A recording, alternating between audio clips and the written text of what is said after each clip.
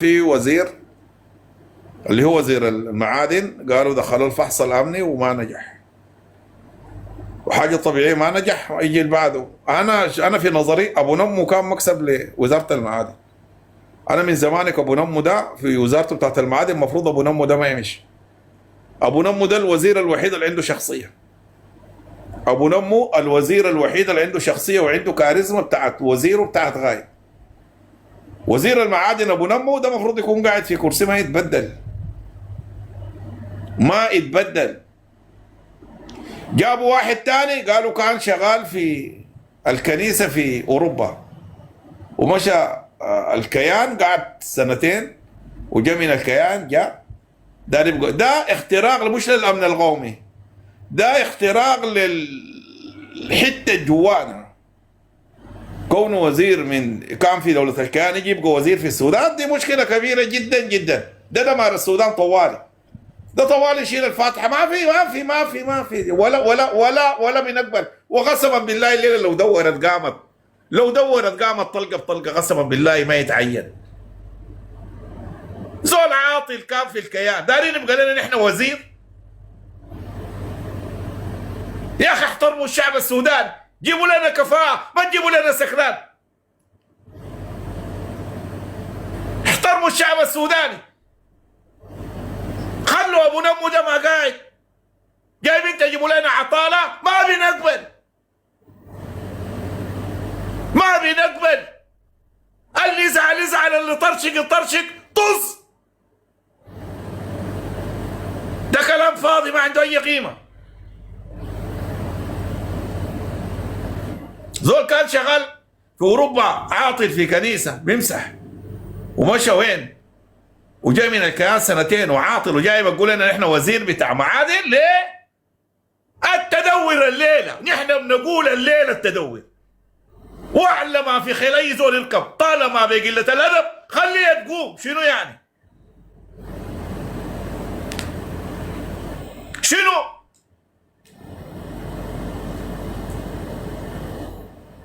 يا تفرضوا السفيه يا تقوم طز. اعلى ما في خليه ذول يركبوا.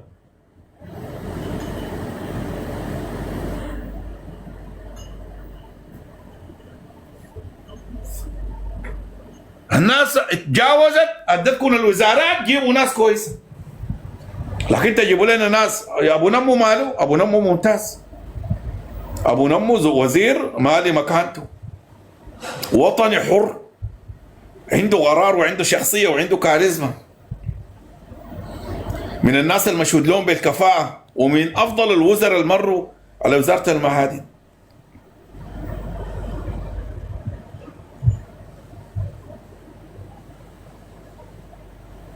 لكن وزير كان شغال برا ينظف وفي أوروبا عاطل، ويمشي الكيان ويقعد سنتين عاطل، ويجي هنا عشان يبقى لنا وزير نحن؟ انتوا البلد دي رجاله؟ والله الرجاله ما تقعد، لو أزلت ما تقعد.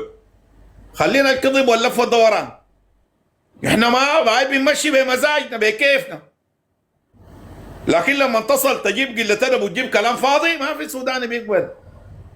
التقوم الليله والله الليله تقوم، لو بكده التقوم. شنو يعني؟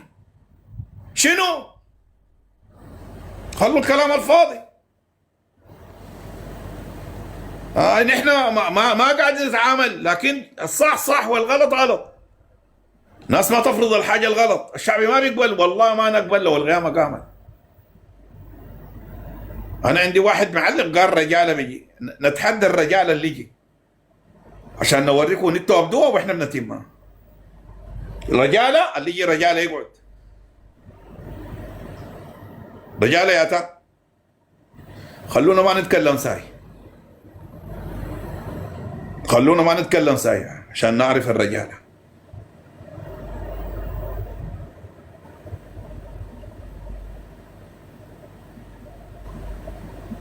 نحن عندنا ابو نمو ده والله العظيم افضل وزير مره انا اشوفه في وزاره المعادن. زول محترم جدا جدا جدا ومحبوب. الشعب السوداني كله بيحترم ابو نمو ده. ليه بيحترم ابو نمو؟ ده السؤال. أزعل وقولوا ليه الشعب السوداني الآن بيحترم أبو نمو؟ لو جبته الليلة خديته رئيس وزراء ما في زول بيتكلم. ليه؟ لأنه أبو نمو زول وطني سوداني حر أصيل، عنده شخصية بتاعت الغايد، عنده شخصية بتاعت الغايد، عنده شخصية بتاعت الغايد. لا شفنا منه لف ودوران، لا شفنا في جريمة، لا شفنا منه لا يوم استفز الشعب السوداني، لا سمعنا منه كلمة. بالعكس، الحاجة لما مشى اجتمع وقعد وطلع للناس واجه الشعب السوداني وقال للشعب السوداني وما رضى الذلة ولا رضى الإهانة. زي أبو نمو ده مفروض يكرم من الدولة السودانية ومن الشعب السوداني، ادوه وسام العزة والكرامة من الدرجة الأولى، وسام العزة والكرامة من الدرجة الأولى يلبسوا لي أبو نمو ده. لو أي زول غير أبو نمو ده مشى كان ركع، قسما بالله العلي العظيم. أي زول لو كان مشى الاجتماع ده خلاف أبو نمو قسما بالله العظيم كان وافق على الحاجات وما كان يتعامل بالطريقة الحاسمة دي. الموقف بتاعه ده والله نحن حافظينه له ومتوقعين انه يكون موجود في الوزارة حقته، لكن للأسف الزول الكويس ما بخلوه، الزول الكويس ما بخلوه.